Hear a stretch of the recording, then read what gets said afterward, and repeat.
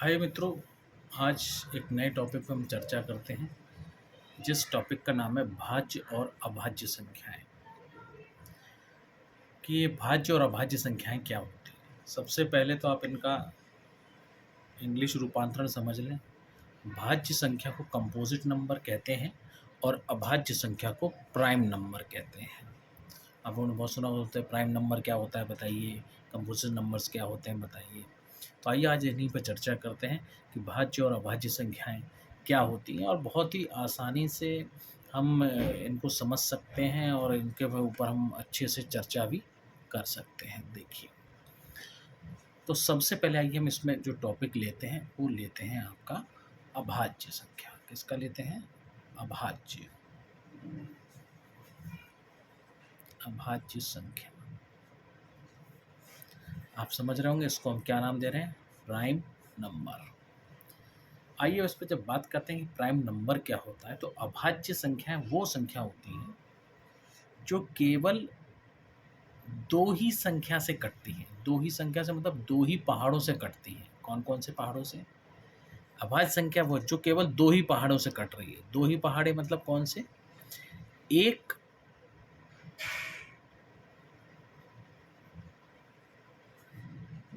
वह स्वयं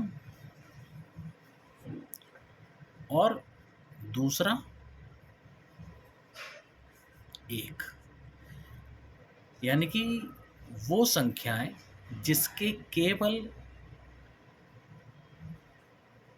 दो ही गुणनखंड हो, या हम ये कहें केवल दो ही पहाड़ों से पूर्णतः विभाजित हो, वो अभाज्य संख्या कहलाएगी। अब इसका मतलब क्या हुआ कि वो संख्या अभाज्य संख्या होगी जो या तो केवल एक से कटेगी और या स्वयं से कटेगी।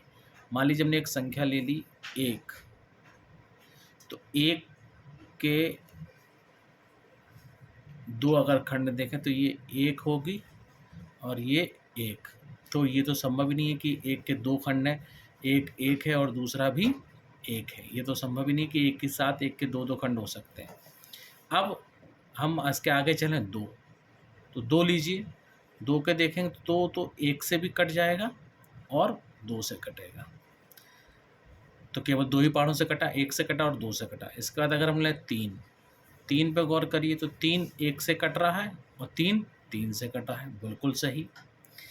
अब इसके आगे हम ले लें चार, तो चार एक से कट रहा है, दो से भी कट रहा है और चार से भी कट रहा है। अब देखिए, दो तक इसको तो हम गिन ही नहीं रहे हैं क्योंकि एक को तो गिना ही नहीं जाता ना भाज्य में अभाज्य में।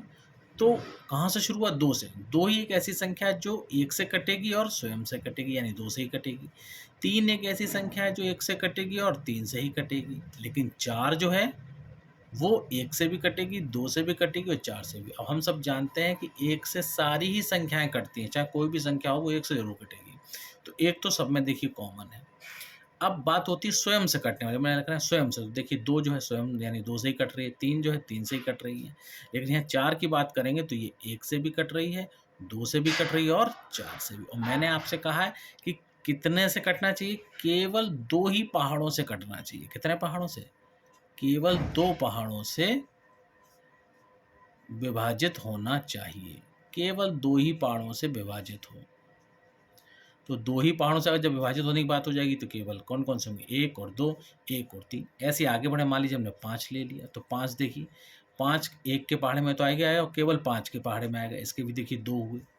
अगर हम मान लीजिए छः ले लें, तो छः की अगर बात करें तो एक से कटेगा ही कटेगा, लेकिन देखिए दो से भी कटेगा, देखिए तीन से भी कटेगा और देखिए छः से भी कटेगा। तो इसके देखिए एक से ज़्यादा गुणनखंड हो गए। हमें कितने चाहिए? केवल दो ही पहाड़ों से कटे। तो दो ही पहाड़ों से कौन कौन सी कट रही है? दो कट रही है, तीन कट रही है, पाँच कट रही है। अब आगे सात लीजिए मान लो, तो सात देखिए केवल एक के पहाड़े में आएगा और सात के पहाड़े में आएगा, इसके अलावा किसी पहाड़े में नहीं आएगा। आठ ले लीजिए, आठ नहीं ले पाएंगे क्योंकि एक में भी आएगा, दो में भी आएगा, चार में भी आएगा और आठ में भी आएगा, तो ये भी नहीं होगी। अब नौ ले लीजिए, नौ भी संभव नहीं है। एक में आएगा, तीन में आएगा और नौ में आएगा, ये भी संभव नहीं है। दस की बात करें तो दस भी नहीं है। एक में आएगा, दो में आएगा, पाँच में आएगा और दस में आएगा, ये भी संभव नहीं है। ग्यारह ले लीजिए, जब ग्यारह की बात करेंगे तो आराम से देखिए ग्यारह केवल एक में आएगा और किस में आएगा? ग्यारह में। तो कुछ संख्याएं जो केवल जिनके दो ही गुणनखंड हो रहे हैं, केवल दो ही पहाड़ों से पूर्णतः विभाजित हो रही हैं, एक वह स्वयं संख्या और दूसरा उसका एक, तो वही क्या है, अभाज्य संख्याएं कहलाती हैं। तो यहाँ देखिए कौन कौन सी निकल रही है, 2, 3, 5, 7 और 11। ऐसे आप आगे बढ़ के देखते चले जाएंगे, आपके सामने अभाज्य संख्या निकलती चली आएंगी। तो यहाँ से एक सबसे बड़ी बात जो क्लियर हो जाएगी, सबसे छोटी अभाज्य, सबसे छोटी अभाज्य या प्राइम नंबर, सबसे छोटी अभाज्य कौन सी हो जाएगी, 2। तो हमेशा ध्यान रखिए, जब भी कोई आपसे पूछे स्मॉलेस्ट प्राइम नंबर बताइए, तो आप कहेंगे स्मॉलेस्ट प्राइम नंबर कौन सा होता है, 2। या सबसे छोटी अभाज्य संख्या कोई आपसे पूछे कौन सी है, तो आप जवाब देंगे सबसे छोटी अभाज्य संख्या 2 होती है। अब भाज्य आ गई, तो भाज्य में क्या है, जस्ट इसका उल्टा है। उल्टा मतलब क्या है, भाज्य क्या कह रही है आपसे, भाज्य दो पहाड़ों से नहीं, दो से अधिक, दो से अधिक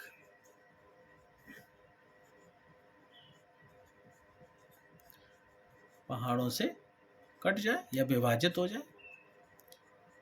देखिए इसमें सबसे पहली 4 मिल रही है, क्योंकि एक को गिनेंगे नहीं, 2 हो नहीं सकती, प्राइम नंबर है, 3 हो नहीं सकती, प्राइम नंबर है, तो 4 से शुरू होगी। 4 देखिए 1 से भी कटेगी, 2 से भी कटेगी और 4 से भी कटेगी। 5 आपने देखी है, 6 देखी, 6 भी 1 से कट रही है, 2 से कट रही है, 3 से कट रही है, 6 से कट रही है। अब आप देखिए मैंने कहा 2 से अधिक पहाड़ों से, 2 तक कट रहे हैं तो अभाज्य है, और 2 से अधिक कट रहे, देखिए 3 से कट रही है, ये 4 से कट रही है। जैसे हम 10 लिया तो 10 देखिए 1 से भी कट रही है, 2 से भी कट रही है, 5 से भी कट रही है और 10 से भी कट रही है। देखिए सब 2 से ज़्यादा से कट रही है। तो अगर ऐसा हो जाए कि जब 2 से ज़्यादा पहाड़ों से विभाजित होने लगे, तो वो कौन सी कहलाती है, भाज्य संख्याएं कहलाती हैं। और यहाँ पर क्लियर हो गया कि सबसे छोटी भाज्य कौन सी हो गई, सबसे छोटी भाज्य संख्या कौन सी हो जाएगी, गौर से देखिएगा, वो हो जाएगी 4। तो देखिए 1 है नहीं, क्योंकि किसी में नहीं गिरने भाज्य भाज्य में, 2 आपकी प्राइम नंबर है, 3 आपका प्राइम नंबर है, यानी 2 अभाज्य, 3 अभाज्य है, 4 भाज्य, यानी पहला भाज्य कहाँ से शुरू हुआ, 4 से, तो सबसे छोटी संख्या कौन सी हो जाएगी, 4। यानी सबसे छोटी अभाज्य संख्या हो जाएगी 2 और सबसे छोटी भाज्य संख्या कौन सी हो जाएगी, 4। तो भाज्य और भाज्य कॉन्सेप्ट आपको समझ में आना चाहिए।